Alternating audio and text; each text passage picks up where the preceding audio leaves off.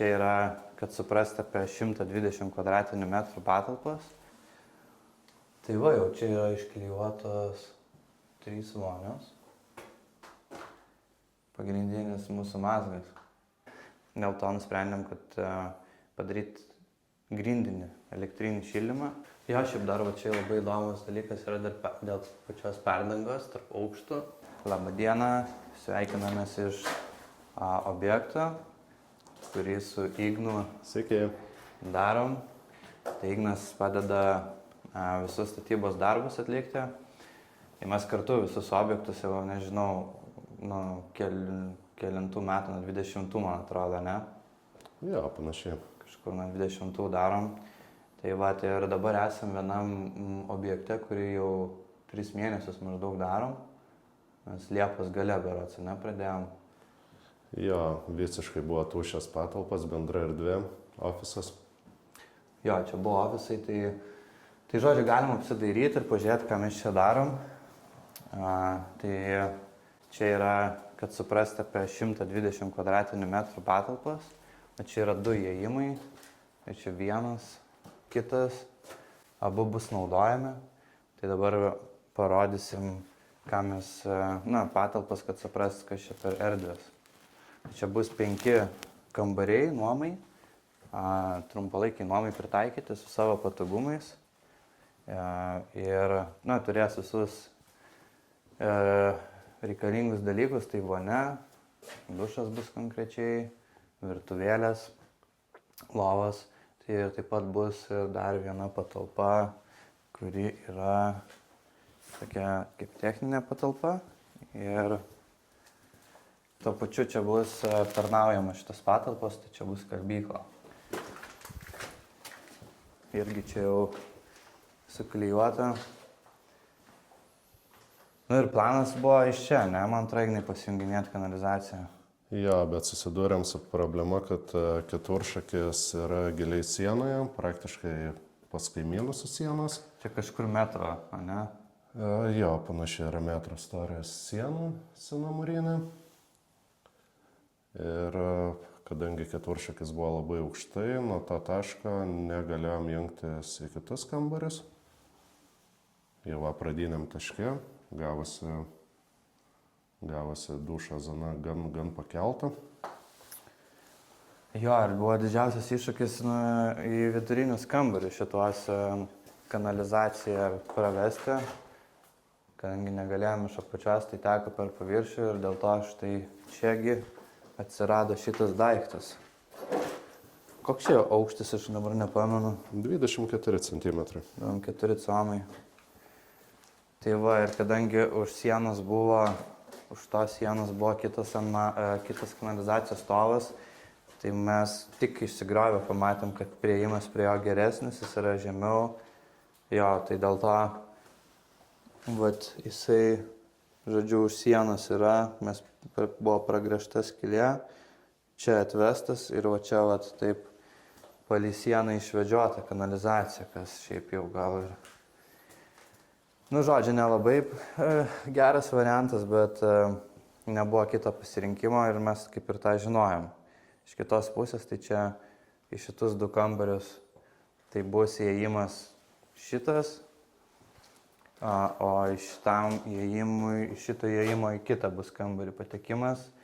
Taigi, reiškia, per šitą dalyką teks vaikščiot tik tai į 2 kambarius. Tai kaip ir nėra jau labai blogai. Užbaigimas bus dar vienas laiptelis. Tikėkimės bus patogu. Jo, žodžiu, čia. Tai galim dar pažiūrėti, kaip ten pakilo.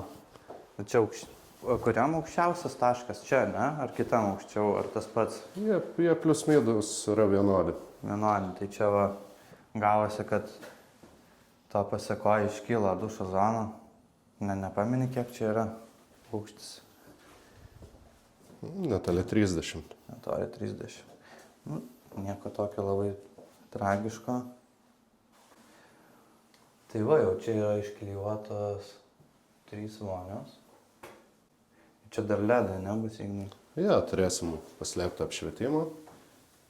Taip pat formuosime iš plytelių lentynėlės, susidėti higienos reikmenims. Santechnika, žodžiu, buvo vienas pirmųjų etapų. Ir štai čia yra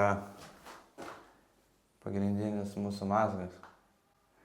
Nežinau, ar tu, Ignai, čia kažką supranti, aš tai ne visai.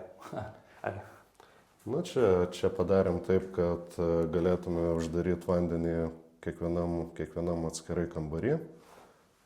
Perkeliam skaitiklis šalto vandens. Čia buvo du, ne, įvadai vandens. Ja, taip, turėjom 2 vandens įvadus. Dėl patogumo persikeliame šitas techninės patalpas. Ir dar man atrodo dėl to, kad dėl spaudimo, ne, kažkaip čia bus sujungta iš 2 įvadų į vieną. Dabar negali pakomentuoti. Ne, turėsim taip pat 2 įvadus, nebus sujungta. Ai, nebus. Ja. Tai žodžiu, iš vieno įvado vieni kambariai užsimaitina, iš kito kiti? Taip, iš vieno įvado užmaitinam 3 kambarius, iš kito 2 kambarius ir techninės patalpas. Ok, ir čia yra boileriam paruošta vieta. Šiaip 2 darysim boilerius dėl to, kad dėl galios, ne? Nusprendėm elektros. Ja, bus šiek tiek taupiau. Jo, nes kitaip 5 reikėtų dėti boilerius, tai 2 mažiau galios, žodžiu, naudos. Ir jo, nes kitas dalykas ir yra elektra, ką galim irgi šiek tiek papasakoti. Atsimeni, kiek čia kilovatų? Kiek čia kilovatų ateina? 20 beras. 2 gal?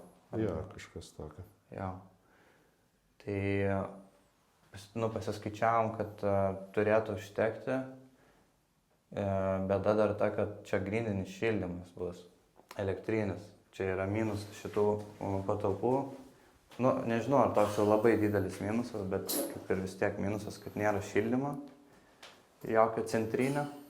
Man tai nelabai tas centrinis ir patinka, nes negali jo reguliuoti. Nėra pigu ir nėra, kad ten labai jau gerai prišildo patalpas. O dėl šildymo, tai čia buvo visur seniai radiatoriai elektriniai. Tai tikrai labai neefektyvus šildymo būdas. Tai mes, kadangi nelabai turim daug čia išeičių. Šiaip galvojau pradžiai gal dar dujinį įsivest šildymą, bet su kaimynais kalbėjau, kad jiems nepavykę buvo tą padaryti ir tiesiog laikas spaudė ir ten labai ilgai reikėtų sugaišti daug laiko.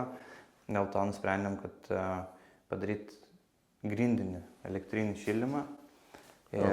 Montuosim infraraudonųjų spindulių plėveles, kurios dedasi po grindų dangą, šiuo atveju laminato, valdoma termostatais, programuojamais.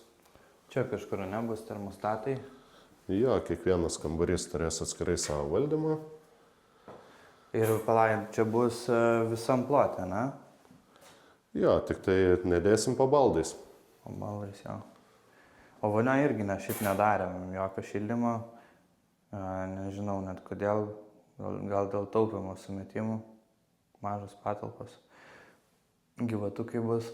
Jo, kadangi patalpas mazgai nėra didelė, tai nusprendėm tiesiog kabinti gyvatuką, tikėkimės bus gerai. Jo, tai žodžiu, čia irgi skaičiavom, kad galios užtekti tam šildymui, tai viskas turėtų būti gerai. Tuo labiau jau ne vienam objektui yra išbandyta ir visai pasiteisinęs sprendimas. Net girdėjau, žinau, ne tai, kad girdėjau, kad naujuose namuose A++ klasės daro šitą sprendimą, elektrinį grindinį šildymą, kadangi pasistato tas visas elektrinės ant stogo, kaip ten jos vadinasi, saulės elektrinės tiesiog. Ir jos aptarnauja visą namą, visą šildymą. Ir tas sprendimas, žodžiu, gaunasi tikrai labai pigus ir jis labai praktiškas ir komfortiškas. Greit sušyla, gali reguliuoti kaip nori ir kiek kalbėjom su tais, kurie įdieginėja šią sistemą, tai sakė, kad retai kada būna problemų su ją. Elektros instaliacija ir vandentiekio vamzdžiai buvo pasirinkta vesti per lubus, nes per grindis neturim galimybės. Grindų aukštinti nesinori, perdangą dėl techninių galimybių irgi negalim nieko leisti. Jo, šiaip dar va čia labai įdomus dalykas yra dėl pačios perdangos tarp aukštų, nes čia kaip ir pastatas yra prie senamiesčio ir jisai gana senas ir prieš perkant nelabai yra dokumentų ar nelabai kas dažnai žino, kokia ten ta perdanga. Tai labai pasisekė, nes nuėjau pas kaimyną, kuris pasirodo čia viską žino, žodžiu, vienas pirmųjų čia savininkų. Ir kas įdomu, kad buvo visiškai, kadangi ten buvo vienas savininkas pradžioj, prieš jam nusiperkant tam su kurio bendravau, tai, žodžiu, visiškai viską išgriovė, to prasme paliko tik sienas perimetrinės ir visiškai viską išgriovė ir padarė naujas perdangas. Šiaip labai, aš tai pirmą kartą realiai. Jo, liko perimetras ir storosios nešančias sienos. Šitas, ane? Kur visas. Jo, ir tiesiog padarė perdangas naujas. Kurie praktiškai pastatą dalina per pusę. Jo, tai čia toks labai įdomus. Šiaip atrodo visai, kiek čia darbuojamas, tai ir garso izoliacija gera ir matėsi, kad konstrukcija kaip ir gera visa. Tai čia toks įdomus dalykas. O galima čia dar pašviesti, čia mažiausiai padaryti, ne kitoj mažiausiai padaryta vonioje. Čia turim pradėtą formuoti dušą padą po truputį.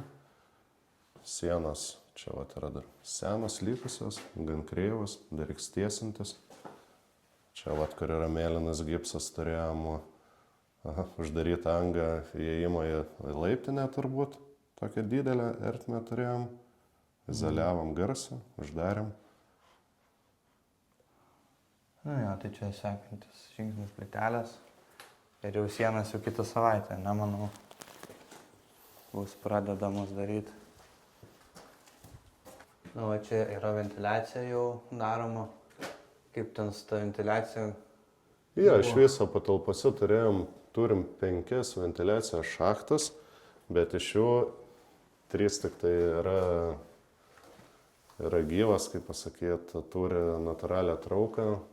Kitas visiškai nieko netraukia. Spėjom gal kokie buvo kaminų šachtas seniau, kai pastatas buvo šildomas kitų kūrų, malkomis. O tai pala, šitas bus į kur pajungtas? Iš ten. Į šitam. Ja. Čia dar dėl kanalizacijos irgi toks dalykas, kad čia yra kanalizacijos vamzdis, jisai yra į skalbyklą nuvestas į ten, nes ten reikės amazgą, bet kadangi galėjom per visą perimetrą tą daryti, ta prasme iš ten, kur yra stovas, per visą šitą sieną įslėpti, bet kažkas tai vetavo šitą. Nenorėjom pažeisti konstrukcijas, prisidaryti didelių bėdų. Ir pasirinkam saugesnį, bet turbūt nelabai patogų variantą. Tai čia irgi kelsim aikštelę, tai prasidės koridoriukė ir tęsiasi kambarį. Maža čia aišku bėda, bet toks vis tiek reikės dabar, aikštelę daryti. Taip, ir čia dar iš tokių apdailos dalykų, ko neaptariam, tai čia irgi bus tokia senelė, čia ledai, ar ne, iš šonų švies. TV senelė, šonų turėsim vertikalius ledus iki lubų. Galvojam gal senelę apdirbti dekoru, kad šiek tiek neš įdomumo. Čia su dizaineriu derinam. O čia bus virtuvėlės, tokios mini. Kas čia bus iš įrangos? Turėsim kaitlentę ir šaldytuvą. Kaitlentė, šaldytuvėlį, kriauklę ir tiek, gartraukį. Ir mikrobangę dar. Tai viskas, žodžiu, minimaliai, bet ko reikia. Lubas darysim įtempiamus. Visur. Įtempiamus. Tai va, tokiais dalykais mes užsiemam. Tai dabar yra lapkričio antra. Tai aš labai tikiuosi, kad iki naujų metų pasileisim. Pasistengsim. Nu jo, dar neaišku, kaip čia seksis. Tai va, tai tokia apžvalgėlė ir pažiūrėsim, kas mums pavyks padaryti finiše. Labą dieną. Labą dieną. Ei, blėt. Davai aš nesifilmuosiu. Ne, taigi kodėl, kaip tik prikolas.